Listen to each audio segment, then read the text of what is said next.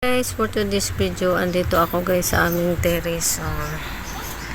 Ayan, nagbabantay ako ng aking apo. Ayun, nangangapit bahay guys. Kanina pa yung pinapauwi ko ay umuwi.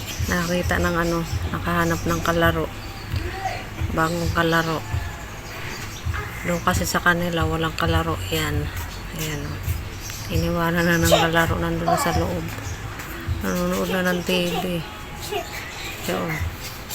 Ayan. Sarap talaga ng buhay ng bata. Ayan. Oh, halika na, dali. Wala na, iniwanan ka na ni Sia. Halika na, dali. Ayan, ang kalaro niya, guys. So, batang babae. Ako naman, guys, andito sa loob ng bahay na patambay habang silisilip ko siya sa labas.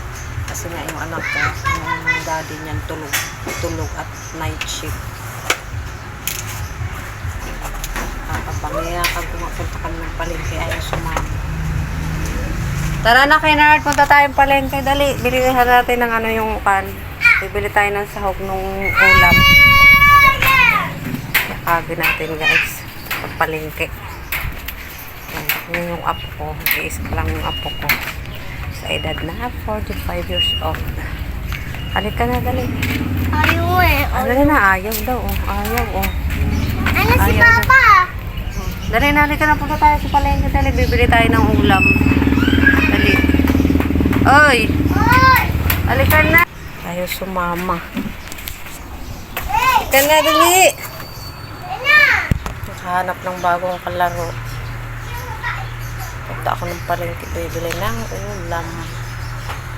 Sasahugan ko yung aming gulay na chapsoy. May bagyo, pa dyan, pichay bagyo. Sarap yung sahugan ng baboy, guys. Uy, punta si palengke. Oh, ayan o. Ayan na, nagyayaya na. Punta na daw sa palengke. Hi, guys. Punta na tayo? Hindi. Tara na, punta tayo sa palengke. Iyakag na ako. Bago ang isip. Guys, napunta ka na yung mini Kenard sa palengke. Ano? Punta kami sa palengke. Welcome to my vlog. Anong gagawin natin sa palengke? Ano pong gagawin? Tapos Bibili ng... Anong bibili natin sa palengke?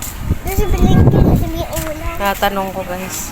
Anong bibili natin sa palengke? Ha? Ulam. Ulam.